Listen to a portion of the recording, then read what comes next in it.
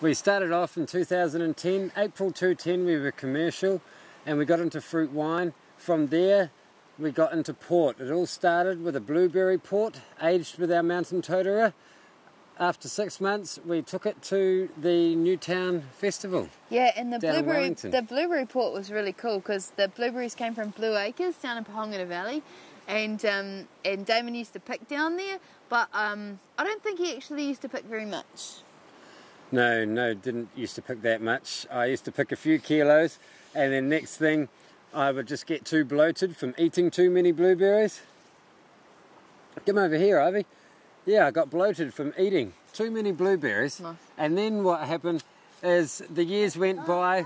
We talked to Andrew McDonald and Tim Hall. I asked them if we could pick their blueberries, help them pick. They laughed and said, Damon, for goodness sake, you are shocking. It's a waste of time you coming over and helping us to pick. Just leave us to take care of it.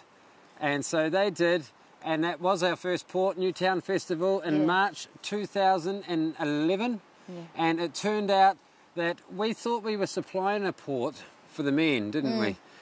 Totally, that was the reason we got into it. The fruit wine was like a little bit too specific, and not many people were coming over. So we decided, I was like, right, okay, we need a bit of port, we need to get the guys into it.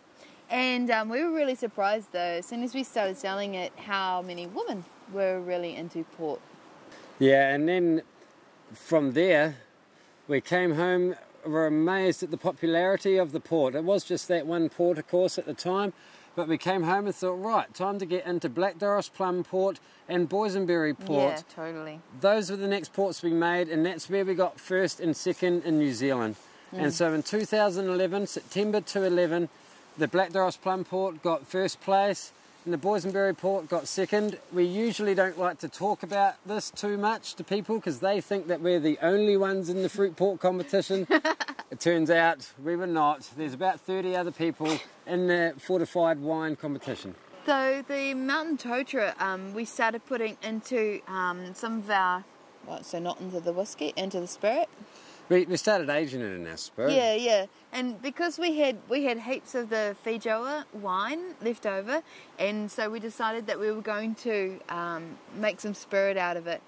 We did some research on it, and Damon came up with the amazing idea of actually aging with New Zealand native wood, and some people were like, oh my god, what a stupid idea, like this is crazy, and I was like, oh my god, I thought that this was so brilliant. Yeah, gave it a go. My mates, we all just looked into it and thought, why not NZ native? Why hasn't it been used? It just, of course, it sends out these beautiful flavours. Chocolate aromas come through within 5 or 6 weeks of aging in the port. Yeah.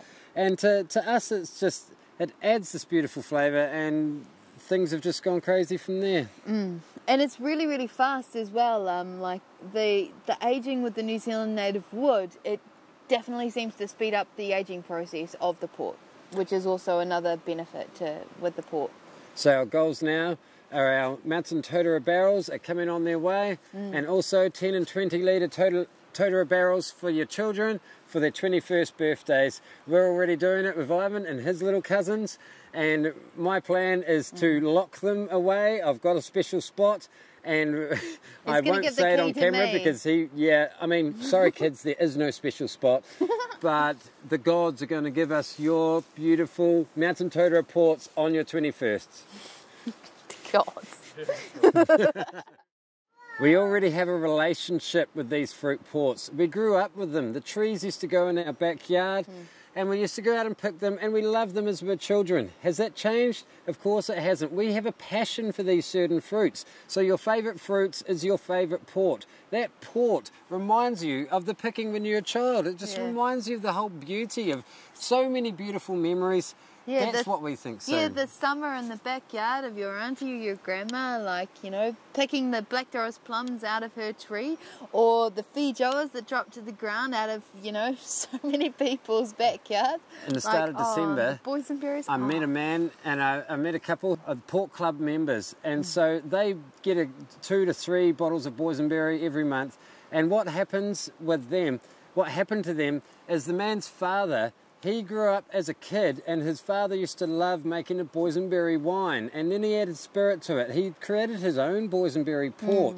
He had amazing memories growing up as a boy with his father doing this. So then what happened is his father, now 80, 85 years old, he gives him a bottle of boysenberry. The first bottle of our boysenberry port that he gave him, his father opened the bottle, tears came to his eyes, and he had his drink, and it just broke him. In a real beautiful way, because it gave him so many amazing memories.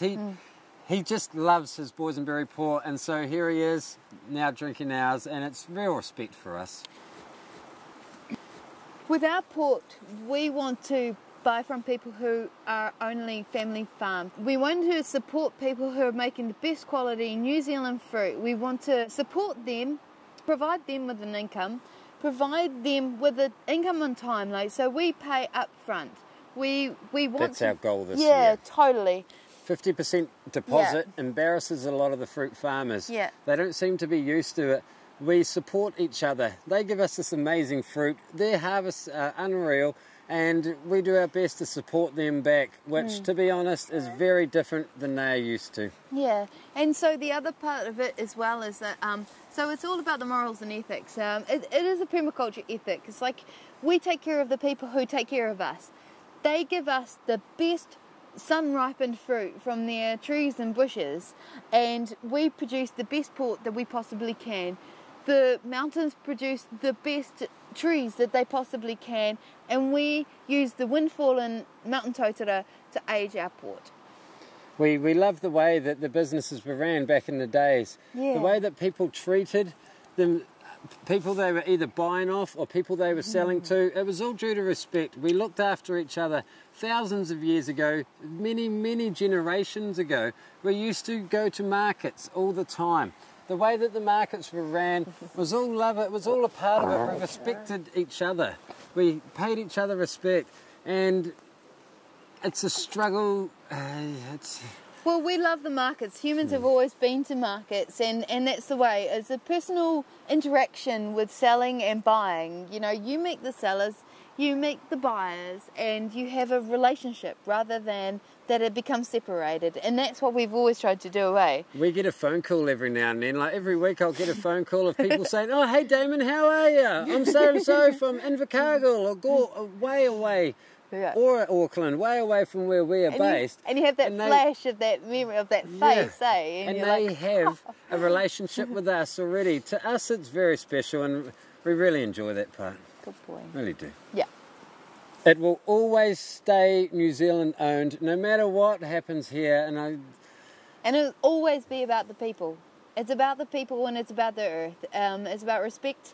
And it's about appreciation for what you were given, and we have been given a lot, and I would love to thank everybody for how they have helped us and you have how supported much, us. Yeah. We want to support you back. Yeah. We just do. Yeah, and it's about good quality, new, old school. Yeah.